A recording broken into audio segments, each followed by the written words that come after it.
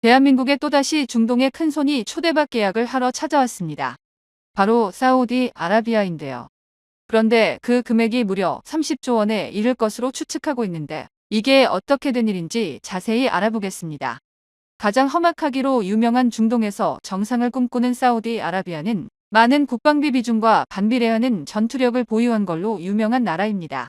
현재 중동의 정세가 매우 불안한 상황 속에서 사우디는 세계에서 손에 꼽힐 만큼 많은 국방비를 많이 사용하지만 투자하는 국방 예산과 신형 무기의 수량만 놓고 보면 이스라엘이나 튀르키예, 이집트나 이란 등과 함께 중동권에서 나름대로 강력한 군사력을 보유했다고 평가받지만 실전에서는 아무런 힘을 쓰지 못하고 있는데요. 2023년에만 전체 GDP 7.4%나 되는 국방비를 투자했지만 현실은 정규군도 아닌 후티 반군에게 조차 교전 우위를 점하지 못하는 처량한 전투력을 보여주고 있습니다. 국방비 지출 금액은 많지만 실속이 없었던 것이 문제였으며 사우디아라비아는 이러한 국방 문제를 해결하기 위해 비전 2030 전략을 수립했는데요. 사우디아라비아는 중장기 계획 통해 장갑차와 자주포 대공장비와 탄약 등 상당수 분야에서 30조 원이라는 천문학적인 예산을 투입하여 군 전력을 강화할 예정입니다. 그리고 이러한 계획에 한국이 주요 파트너로 참여할 확률이 계속해서 높아지고 있는데요. 이런 상황에서 뜻밖의 소식이 전해졌습니다. 중동 방산의 큰 손으로 자리하고 있는 사우디아라비아의 방위부 장관이 한국을 방문하였는데요. 사우디아라비아의 국가방위부 장관이 직접 한국을 방문하여 K9 자주포와 K2 전차의 합동훈련을 참관했습니다. 일반적으로 한 나라의 방위부 장관이 해당 국가의 전차와 자주호의 훈련을 지켜보았다는 건 해당 무기들을 구매하려고 후보로 올려둔 상황으로 보면 되는데요. 하지만 사우디의 경우라면 의미 자체가 달라집니다. 사우디는 일반적인 육군과 해군, 공군 이외에 별도의 왕실 친위군 성격을 가지고 있습니다. 사우디아라비아는 직속 방위군이 존재하며 이들은 기갑 여단과 항공대가 갖춰 어지간한 군대와 차별화된 전력을 갖추고 있는데요. 이러한 부대의 수장이라고 있는 국가방위부 장관이 한국산 무기를 둘러보고 만족스러운 의견을 표했다는 것은 앞으로 사우디가 자신의 군 전력을 강화하는 과정에서 한국산 무기를 더욱 적극적으로 도입할 확률이 높아진다는 것을 의미합니다. 그만큼 사우디아라비아 내에서 꽤 많은 영향력을 가진 인물이 한국과의 방산 협력을 원하고 있는 것인데요. 게다가 사우디아라비아의 중장기 계획에는 한국 외에 중국 등 몇몇 국가들이 사업 제안을 넣으며 치열한 경쟁이 예고되어 있습니다. 중국산 무기들이 한국을 상대로 이긴 경우가 거의 없는 관계로 한국의 승리가 예상되는데요. 우선 사우디아라비아가 한국산 무기들 중 어떤 것을 구매하고자 하는지 알아봐야 합니다. 가장 먼저 역시 포병 분야가 있는데요. 전 세계 자주포 시장의 70% 이상을 차지한 K9 자주포와 미국의 ME-70MLRS를 뛰어넘는 K-39 천무가 있습니다. 우선 사우디아라비아로 수출이 되었던 천무는 누가 봐도 가장 우선적으로 수출될 가능성이 높은데요. 천무는 230mm 무유도 로켓과 239mm 유도 로켓 등을 사용할 수 있는 최신 다연장 로켓으로 이미 사우디아라비아와 1조 원대 규모의 수출이 한 차례 진행된 전례가 있는 무기체계입니다. 게다가 후티 반군과의 교전 과정에서 실전 투입까지 경험했기 때문에 그 어떤 한국산 무기보다도 사우디아라비아의 신뢰를 얻고 있다는 것도 장점인데요. 사우디아라비아는 한국에게 도입한 천무 이외에 ME-70MLRS와 아스트로스2를 주력 다연장 로켓으로 운용하는 나라였습니다.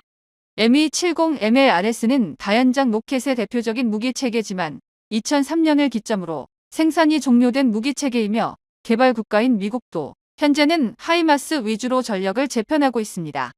또한 아스트로스2 역시 개발된 지 상당히 오랜 시간이 지나 브라질에서도 성능 개량 작업에 착수한 구식 무기인데요. 그렇기에 대한민국의 K-39 천무는 사우디에서 또다시 구매할 수밖에 없을 겁니다. 아직도 사우디아라비아는 약 320문 이상의 구형 다연장 로켓을 보유하고 있습니다. 그렇기에 한국이 천무를 수출한다면 그 규모와 경제적 이익은 상상을 초월할 수 있는데요. 또한 사우디의 자주포 전력으로 중국제 PLG-45와 프랑스제 세자르를 운용하고 있습니다. 또한 미국의 M109A6 팔라딘을 구매하여 자주포 전력을 보강하고 있는데 각각의 자주포 면면을 살펴보면 성능은 모두 한국보다 부족할 뿐만 아니라 제작 국가마저 지나치게 다양하여 유지 보수와 정비 운영 측면에서도 불리한 구성을 갖추고 있는 것을 확인할 수 있습니다. 중국산 자주포의 허접한 성능은 이미 한 발의 사격조차 반동을 흡수하지 못하는 일명 웨이브 자주포를 통해 검증이 완료되었습니다. 게다가 튀르키예도 사우디에 도전장을 내밀었는데요. 튀르키예는 사우디아라비아가 추가로 도입하는 M109A6 팔라딘조차도 한국의 K55A1 수준에 불과합니다.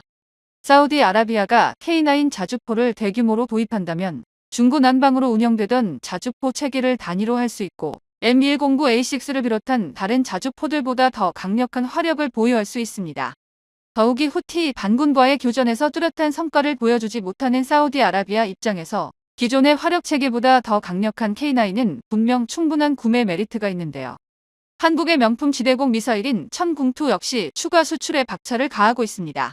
천궁2는 이미 사우디아라비아와 4조 2천억 원 이상의 계약을 체결하며 10개 포대가 수출된 전례가 있는데요. 당시에도 사우디아라비아의 국토 면적을 고려할 때 추가로 2배 이상의 포대를 수출할 수 있다는 전망이 제기된 바 있습니다. 또한 현 시점에 국제 정세를 고려하면 천궁2의 추가 수출이 실현될 가능성은 매우 높은 상황인데요. 이스라엘과 이란의 연이은 군사 충돌 과정은 방공체계의 중요성을 다시 한번 일깨워준 사례입니다. 이스라엘의 아이언돔은 뛰어난 성능으로 최대한 많은 양의 미사일을 요격하는 데 앞장서고 있는데요. 반대로 러시아제 S-300과 S-400을 사용하던 이란은 이스라엘의 공습에 방공망이 무너지는 허무한 결과를 불러왔습니다. 이 때문에 다수의 중동 국가들은 자신들의 방공망을 재점검해야 하는 상황에 놓여 있지만 현실은 그리 쉬워 보이지 않습니다. 러시아 우크라이나 전쟁 이후 늘어나는 패트리엇 미사일 수요로 인해 전 세계의 모든 국가들이 방공 미사일을 확보하는 데 어려움을 겪고 있는데요. 심지어 트럼프가 당선된 미국조차도 바이든 정부에서 일본과 협업을 통해 패트리엇의 생산 물량을 증가하려고 하지만 생산 문제는 아직 해결될 기미가 보이고 있지 않습니다. 사우디아라비아는 사드와 패트리엇, 천궁2를 도입하여 방공체계를 구축하고 있는데요. 패트리엇의 생산이 원활하지 않다는 것은 곧 천궁2의 도인 물량을 증가시킬 수 있다는 것을 의미합니다. 더군다나 지금의 중동 정세를 고려할 때 방공망에 대한 투자는 계속해서 상향 곡선을 그릴 수밖에 없는데요. 이처럼 사우디아라비아의 중장기 계획은 앞으로 한국 방산의 성장에 반드시 필요한 중요한 사업이 될 것입니다. 대한민국이 미국을 제외하고 전 세계 미사일 1위 국가로 등극한 사실에 모두가 깜짝 놀라고 있는데요.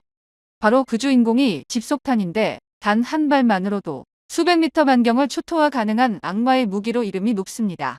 현재 우리나라는 미국에 이어 두 번째로 많은 집속탄을 생산 및 보유하고 있는 나라인데요. 집속탄이란 미사일이나 폭탄 내부에 수십 개에서 수백 개에 달하는 소형 폭탄 자탄이 들어있어 이를 공중에서 넓은 범위에 흩뿌려 일반 폭탄과 비교도 안 될 정도로 광범위한 지역을 초토화시키는 무기를 말합니다.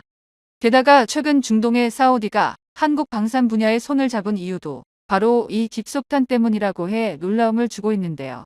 현재 한국에서 집속탄의 위력을 기존에 15배 이상 늘린 신형 집속탄이 개발 막바지에 다다라 전 세계에 이목이 집중되고 있는 상황입니다. 특히 한국의 MLRS 천무를 운용하고 있는 사우디와 아랍에미리트, 폴란드에서는 이 신형 집속탄을 가장 먼저 확보하기 위해 벌써부터 우리 국방부 문을 두드리고 있다고 하는데요.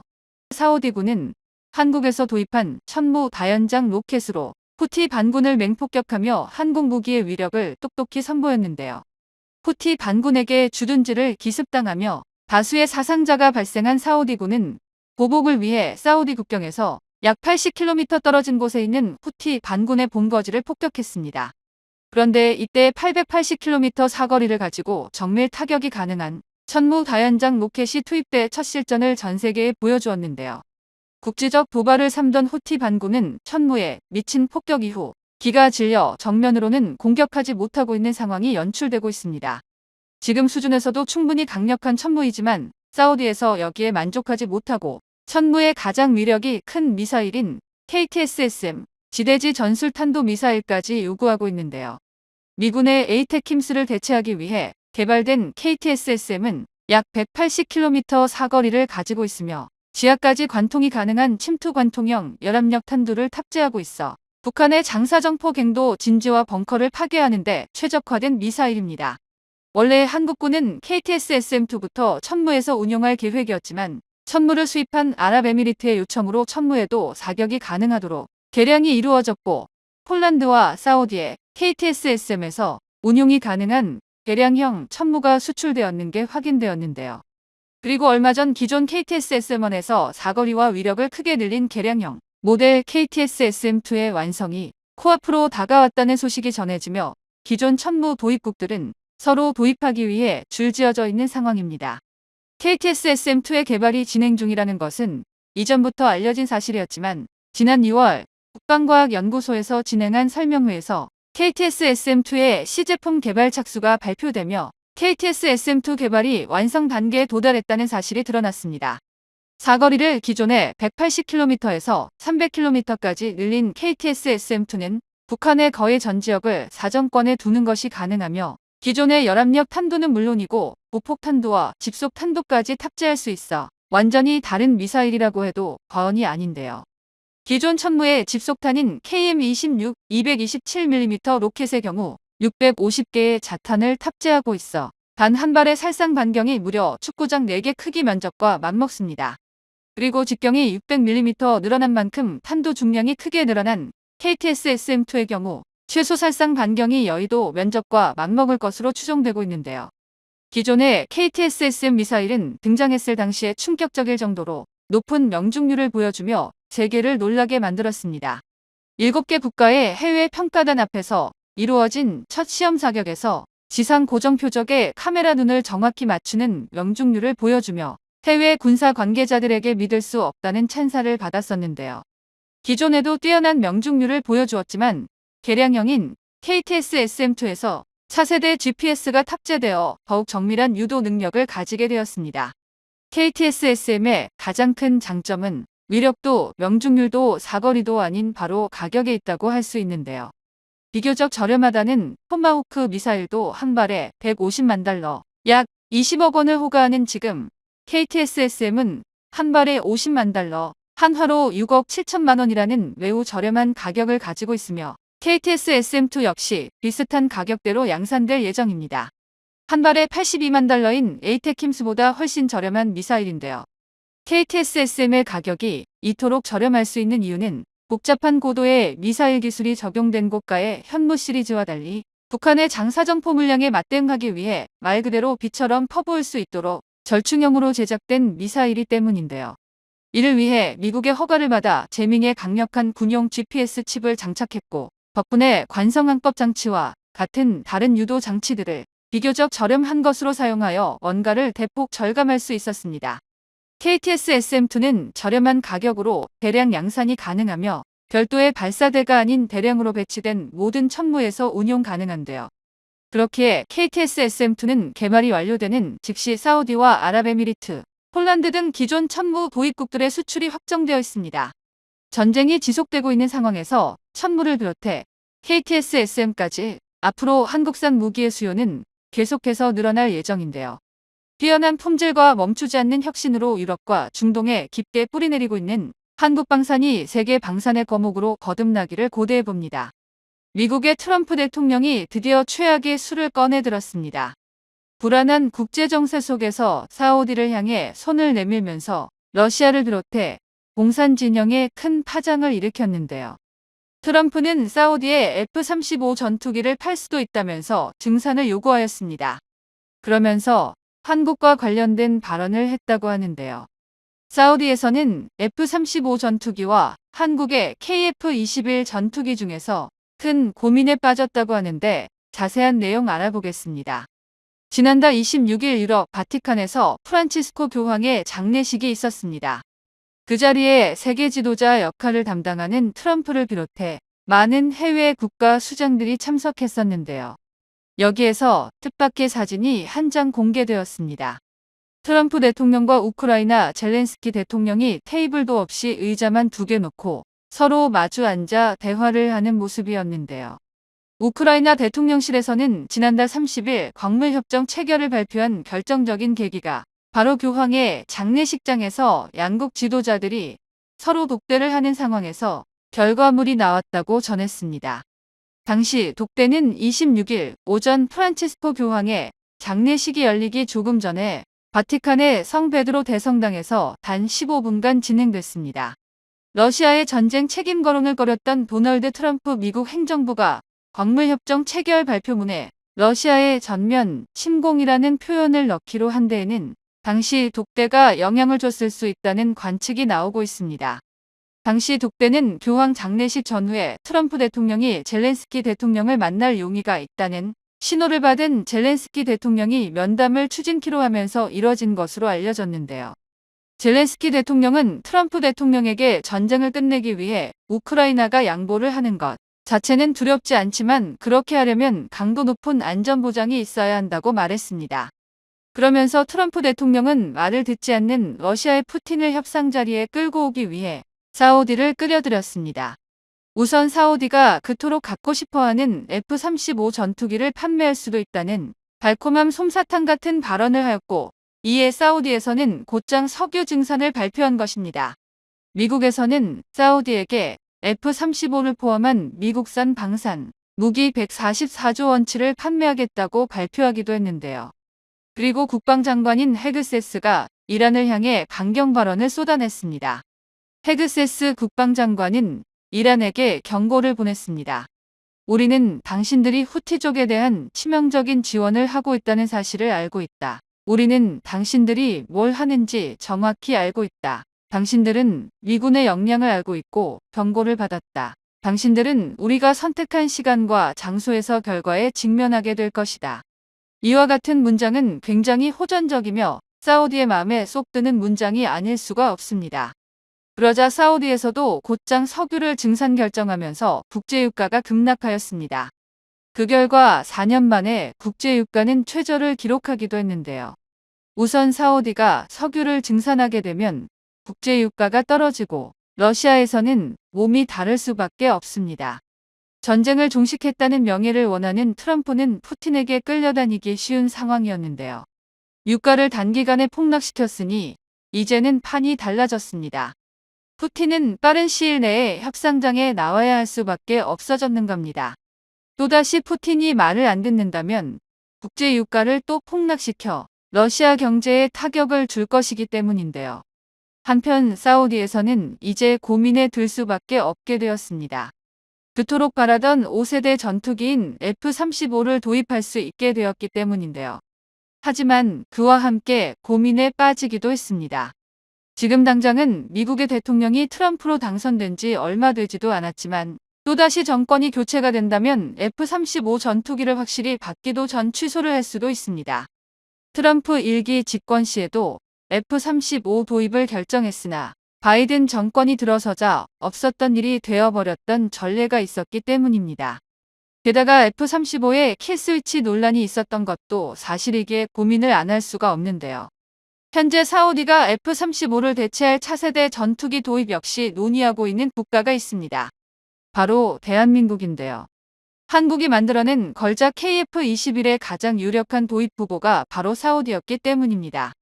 사우디가 F-35와 KF-21 사이에서 고민하던 사이 중동의 한 국가가 발빠르게 보라매를 선점하는 사태가 벌어지기도 했습니다. 얼마 전 UAE 공군 핵심 인사가 최근 KF-21 시제기에 직접 탑승하면서 이 전투기가 가시적인 성과를 보여줄 수 있다는 점을 국제무대에 과감히 드러냈습니다. 사우디 입장에서는 자칫 고민하다가 두 전투기 모두 불확실한 상황에 놓일 수도 있게 된 것입니다.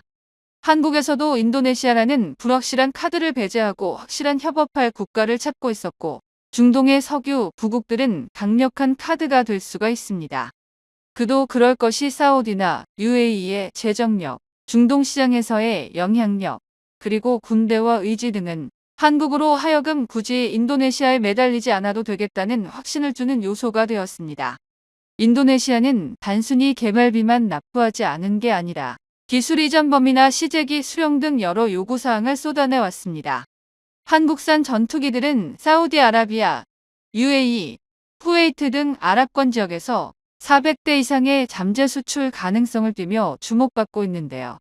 전투기를 수출하는 거의 모든 국가들은 경쟁적으로 방산 시장의 큰 손인 사우디아라비아에 전투기를 팔려고 했습니다. 제인스 디펜스 위클리의 분석가는 중동은 새로운 플레이어가 깨기 어려운 너트라며 가격보다 신뢰가 우선이라고 지적했습니다. 사우디는 한국카이와의 고위급 실무회의를 진행하면서 KF21 도입 관련 비공식 프리젠테이션을 진행해 화제가 되기도 하였는데, 당시 외신들은 KF21이 사우디의 차세대 전투기 도입 사업에 최우선 후보로 선정되었다는 보도를 읽기도 하였습니다. 아랍 디펜스에서도 사우디아라비아가 왜 KF21을 선호하는지 분석했는데, KF21이 전투기 시장에서 중국산 전투기의 영향력을 없애버릴 것이라는 제목의 기사에서 자세히 설명했습니다. 먼저 KF21은 유럽산 전투기에 비해 저렴한 가격으로 비슷하거나 더 뛰어난 성능을 제공한다며 아랍권 항공시장을 개척해 큰 자신감을 얻었습니다. 실제로 해외 외신들도 UAE 공군 사령관이 대한민국을 방문하면서 KF21과 관련해 다양한 협정을 체결했으며 블록2 개발에 적극 참가할 것이라는 보도를 보냈는데요. 실제로 사우디의 빈살만은 KF21의 생산 공장을 둘러보면서 감탄을 내뱉었기도 합니다. 카이의 첨단 제조시설에서는 CNC 기계, 레이저, 로봇 자동화, 마이크론 단위 종밀도, 복합 재료 및 금속 자동 성형과 같은 첨단 장비들로 제작되어지고, 특히 파스라는 자동 동체 결합 시스템을 세계에서 두 번째로 개발하여 T50 계열 항공기부터 적용하고 있습니다. 현재는 3세대 파스로 KF21 제작에도 사용되어지고 있습니다. 파스를 통해 가상 3차원 공간의 좌표를 설정, 전후방 동체 결합을 컴퓨터가 확인하는데, 여기서 오차율은 불과 1000분의 1인치로 머리카락보다 더 얇은 수치입니다. 왜 T50 계열 항공기의 가동률이 90%를 넘고 현재 KF21이 1300회의 비행시험 중 단 한 번의 결함도 발생하지 않았는지를 알 수 있는 부분인데요. 사우디 빈살만 왕세자가 카이 공장을 방문할 당시 이 시설을 그대로 사우디로 옮기고 싶다고 감탄할 만합니다. 아랍권 군사 전문가는 한국산 전투기는 신뢰성과 우수성, 정치적 유연성을 갖춰 아랍권 국가에게 최고의 선택이라고 분석했습니다. 지난해 1월에는 영국 BAE 시스템즈가 유럽 파이터 타이푼 수십 대가 사우디에 추가 수출 가능성이 있다고 주장했고, 그로부터 며칠 뒤 미국 보잉이 사우디에 F-15X를 수출할 가능성이 크다는 입장을, 다시 며칠 후에는 러시아 국영 무기 수출 기업이 수호이 57이와 수호이 75 등 전투기가 사우디에 수출될 수 있다고 밝혔습니다. 최근에는 튀르키예가 자사의 5세대 전투기 개발 사업인 TFX 칸 프로그램에 사우디가 참여해 공동개발 생산 형식으로 100여 대가 수출될 것이라는 입장을 내기도 했습니다. 그런데 최종 승자는 한국의 KF21이 될 것이라는 전망이 나오고 있습니다. 이미 중동 현지 언론은 이를 보도하고 있습니다. 한국산 KF21은 높은 성능을 갖춘 것은 물론 빈살만 왕세자가 추구하는 무기 국산화 원칙에도 부합하는 대안으로 사우디는 G캡 등 6세대 전투기 개발에 대응할 수 있는 대형 글로벌 전투기 개발 사업으로 KF21을 한국과 함께 발전시킬 계획까지 세웠다고 했습니다. 미 트럼프의 갑작스런 F-35 전투기 판매 소식에 사우디에서는 결정에 큰 고민을 하고 있겠지만, 한편으로 아직 양산기조차 나오지 않은 KF21이 5세대 핵심 전력인 F-35와 경쟁을 한다는 것만으로도 충분히 가치가 있는 일이 될 것입니다. 사우디의 신형 전투기 수요는 수백 대에 달르는데 사우디는 전투기 구매에서 항상 과감한 풀옵션 웃돈 구매를 해왔습니다. 이 때문에 KF21의 수출 계약이 성사되면 그 규모는 300억에서 400억 달러, 한화로 약 43조 2,700억 원에서 57조 7천억 원을 가볍게 넘길 것으로 예상하고 있습니다. 최대 거의 60조 원에 해당하는 거대 프로젝트가 될 수 있다는 것입니다. 한국산 전투기들은 기술력과 실적으로 400대 이상 수출을 준비하고 있는 상황입니다. 현재 트럼프와 미국이 보여주는 행보는 이제 충격을 넘어서고 있습니다. 트럼프는 일기 집권 시에 보여주었던 것보다 더 강압적이고 허를 찌르는 방식을 보여주었기에 트럼프에 적응했었던 국가들도 한동안은 적응하지 못했을 정도였습니다. 화들짝 놀란 국가들은 이내 트럼프에게 머리를 숙이는 것이 아니라 이젠 미국을 상대로 점점 손을 잡고 트럼프에 대항하기 시작했습니다. 그러면서 최근 미국은 불과 몇 주 사이에만 30조 원의 손실을 볼 위기에 처해 있는데요. 구멍가게도 아닌 미국에서 세금 관련해 이리 말 바꾸고 저리 말 바꾸는 형태를 보여주며 국가적 신뢰에 금이 가자 그간 미국이 독점 공급하던 특정 무기들의 도입 계획을 취소하는 국가들이 속속 생겨난 것입니다. 이런 상황은 현재 진행형으로 어디까지 번지게 될지 모르는 상황인데 그 와중에 미국과 대치하는 국가들이 이젠 한국과 손을 잡으며 막대한 이득을 누릴 수 있을 상황이 연출되고 있습니다. 한국은 미국과 다른 국가들 사이에서 찾아온 기회를 잡기 위해 만반의 준비를 하고 있는데 이를 자세히 알아보겠습니다. 최근 트럼프 미국 대통령은 마르크 르터 북대서양조약기구 나토 사무총장을 만나 그린란드 및 북극의 중요성을 강조하면서 48대의 쇄빙선 주문을 발언을 했습니다. What is your vision for the potential annexation of Greenland and getting them potentially to Well, I think it'll happen, and I'm just thinking, I didn't give it much thought before, but 미국이 그린란드를 소유한다는 의견을 말하며 한국에서 쇄빙선을 주문한다는 뉘앙스를 풍겼는데요. 현재 중국 외에는 쇄빙선을 만들 국가가 없기에 사실상 한국의 쇄빙선 주문을 의미하는 것인데 무려 50여 척에 가까운 것이라 주목됩니다. 지구온난화로 바다 얼음이 녹아 북극해에 새 항로가 나타나면서 강대국의 주도권 싸움이 치열해지고 있습니다. 인류의 미지의 땅이자 엄청난 자원의 보고인 북극에 대해 많은 국가들이 관심을 가지고 소유하려고 힘을 쏟고 있는데요. 러시아는 최근 수개월 동안 폭격기 북극해 정찰을 늘렸고 북극해 남쪽까지 감시 범위를 넓히고 있습니다. 미 매체 월스트리트 저널은 러시아와 중국이 치고 나가자 미국이 추격하는 게 현 상황이라고 금주 진단했는데요.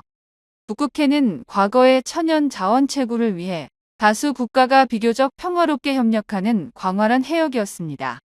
그러나 해빙이 녹아 남쪽 가장자리에서 선박 운항의 폭이 넓어지자 다른 저위도 해역에서와 같은 쟁탈전 양상이 펼쳐지고 있으며 이는 앞서 논한 자원 패권 싸움이 열리는 상황입니다. 러시아는 북극해에서 비군사용 선박의 활동도 늘리고 있는데요. 노르웨이 정부 당국은 러시아의 전략무기 중요성이 커졌다는 점을 원인 가운데 하나로 지적했습니다. 우크라이나 전쟁에서 재래식 병력이 약화하자 핵무기를 탑재한 흑해 함대 잠수함 등 전략무기의 위협을 강화하려고 한다는 얘기입니다. 위성 분석업체 AAC 스페이스 퀘스트에 따르면 작년에 북극해에서 활동한 상선 정보선 박은 700부대로 2018년보다 22%나 늘었다는 겁니다. 러시아는 나아가 미국 등 서방에 맞서 자국과 전략적으로 협력하는 중국을 북극해에 끌어들이는 상황입니다. 그래서 미국은 북극해 운항의 필수인 쇄빙선을 늘리고 러시아와 중국 선박을 위성 무인기 등으로 추격하는 등 대책을 서두르고 있습니다. 중국은 남중국해에서 다른 국가들 근처에 있는 바위섬을 영유권 분쟁 속에 점유하고 군사시설로 만들어 전략 거점으로 사용하고 있는데 이것이 미국, 캐나다 등 동맹국 근처에 재현될 수 있습니다. 한편 북극 지방에 러시아와 함께 가장 많은 부분을 접하고 있는 캐나다 역시 근심이 깊어졌는데 트럼프는 캐나다가 미국의 51번째 주가 아닌 다른 국가라면 자신들과는 상관없다고 발언하기도 했습니다. 미국의 경우에는 당장 노후 군함 교체를 비롯해 유지 보수를 진행하는데 막대한 자원이 필요하고 캐나다는 전 세계에서 가장 긴 연안을 가지고 북극을 접해 잠수함 12대 교체 사업을 진행하려 합니다. 서로 붙어 있지만 각자 자국의 군사력을 강화해야 되는 상황에 놓였는 겁니다. 결국 미국과 캐나다는 북극의 패권을 가져가는데 한국을 전격 투입하려 하는 상황인데요. 북극에 필요한 쇄빙선, LNG, 추진선 등이 절대적으로 필요한 것은 물론이거니와 한국에서 건조된 군함과 잠수함이 북극 패권을 결정할 수 있는 중요 임무를 맡게 된다는 겁니다. 캐나다 매체는 한국의 군함 건조 속도를 비롯해서 규모가 타의 추종을 불허한다는 의견을 냈는데요. 우선 미 국방 여론조사기관 리얼클리어 디펜스는 전 세계 조선소 절반이 중국에 있다고 지적하면서 미국이 중국의 조선업과 군함 건조를 따라잡는 대안은 한국이라고 언급을 한 것입니다.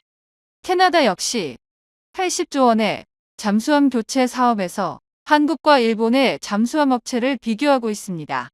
두 국가의 디젤 잠수함을 비교하면서 캐나다 해안 방어선과 북극 안보를 지키는 것입니다. 그런데 여기서 한국의 유일한 능력이 조명되면서 캐나다와 미국조차 놀라게 하고 있는데요. 물론 두 국가는 미국에서 건조하는 함정의 비용 절반만으로도 배를 만들 수 있다는 장점이 있고, 미국은 앞으로 군함의 유지 보수를 한국, 일본에 소싱하면 비용이 크게 줄어들 것으로 판단합니다. 그런데 캐나다의 한 디펜스 매거진에서는 최근 보도에서 한국의 잠수함 건조 능력을 조명했습니다. 한국과 일본이 캐나다 잠수함 수주전에 동시에 뛰어들지만 사실상 세 군데라고 평가한 것입니다. 이들은 애초에 한국의 현대중공업과 하나오션이 공동으로 컨소시엄을 구성할 걸로 봤습니다. 왜냐하면 일본에서도 잠수함 12척을 건조하면 미쓰비시, 이마바리, 조선소 등이 힘을 합쳐야 합니다. 그러나 이들 보고서에서는 한국은 하나오션과 현대중공업이 따로 움직일 수 있다고 평가했습니다. 한국의 잠수함을 만드는 조선소들은 한 곳이면 12척을 충분히 기한 내 납품할 것이라 보았고, 실제 하나오션 등은 단독으로 입찰하고 이익을 나누는 공동 컨소시엄을 거부할 가능성도 큰 걸로 봤습니다. 한국의 조선소 한 곳으로도 캐나다 잠수함 12척을 모두 커버할 수 있다고 감탄한 것입니다. 실제 현대중공업과 하나오션은 각각 매년 함정을 몇 척 이상 건조할 능력이 된다 보고하고 있습니다. 이러한 생산 기술과 건조 능력은 급변하는 패권 싸움이 격화하는 세계 각지에서 더욱 필요한 상황입니다. 미 국방부가 2030년까지 약 350척의 함정이 필요하며 캐나다 역시 길게 시간을 끌 수는 없기 때문입니다. 이들 두 국가는 각자 한국을 찾아와 문을 두드리게 될 수밖에 없는데요. 현재 캐나다는 미국의 대표 전투기인 F-35에 킬스위치가 있다고 폭로하며 미국과 대척하고 있습니다. 게다가 캐나다에 이어 포르투갈과 독일마저도 F-35 도입 취소를 고려하고 있기 때문입니다. 새로 취임한 캐나다 총리는 실권을 잡자마자 어떤 방식으로든 어떤 형태로든 어떤 형식으로든 미국의 일부는 되지 않겠다면서 F-35 도입 계획을 재검토하도록 명령했습니다. F-35만 무려 88대를 구입할 계획이었던 캐나다인데, 이 정도면 한국 공군이 계획되어 있는 F-35를 전부 받아와서 일선 부대의 완편한 수령보다도 10%나 더 많은 숫자입니다. 이만한 규모의 계약이 통째로 날아가면 미국 입장에서도 어마어마한 타격이 될 것입니다. 비슷한 시기에 포르투갈 역시 F-35 도입 계획을 잠정 중단했습니다. 이들에겐 F-16 30기를 F-35로 고스란히 대체하려는 계획이 있었으나 미국이라는 국가 자체의 신뢰성을 문제 삼으며 이를 백지부터 재검토한다고 결정했습니다. 이 시기에 논란이 된 것이 바로 킬스위치 문제인데, 미국 정부가 해외 판매한 무기들을 원격 무력화시킬 수 있는 비밀 기능이 존재한다는 논란인데요. 현재 이 논란의 결론은 별도의 킬스위치는 존재하지 않을 가능성이 높으나 실제로 그에 준하는 일을 미국 정부가 할 수도 있다는 것입니다. 그 예시가 바로 우크라이나 F-16으로 네덜란드가 운영하던 중고품이나 미국이 직접 판매한 것조차 아닌데, 트럼프가 우크라이나 지원을 중지하자마자 움직이지 않게 되어버렸습니다. 그 방법은 미국이 F-16의 링크 16 네트워크를 차단해버린 것인데요. 데이터의 실시간 교환을 기반으로 하는 군사 전술 데이터 링크 네트워크로 이게 꺼지면 전투기는 본부와의 교신은 물론 레이더와 무장 사용조차 불가능해집니다. 이번 일로 미국이 데이터 링크 자체를 원격 비활성화시킬 수 있다는 것이 증명되었습니다.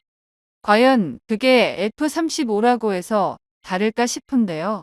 오히려 유출에 민감한 기술이 훨씬 많은 F-35가 더하면 더했지 못할 턱이 없습니다. 이에 포르투갈은 F-35를 더는 믿을 수 없다고 본 것입니다. 같은 문제로 이번에는 더 충격적인 국가명이 거론되었습니다. 독일도 F-35 도입을 재검토하겠다고 나선 것입니다. 독일의 경우 수량이나 도입 규모가 큰 것은 아닙니다. 이들은 이미 미들급 전투기를 유로파이터로 구성하고 있고 하이급으로 F-35는 적당한 수량만 있으면 되었기 때문입니다. 그래서 총 35대의 구매 계획이 있었습니다. 하지만 독일이 이를 취소한다는 건 다른 의미가 있습니다. 영국이 탈퇴하는 브렉시트 이후 EU 내에서 미국의 최후방은 독일이었습니다. 독일은 EU를 이끄는 사실상 맹주 국가이면서 자체적인 기술과 산업 역량도 있는 국가인데요. 미국 주도하에 서방 세계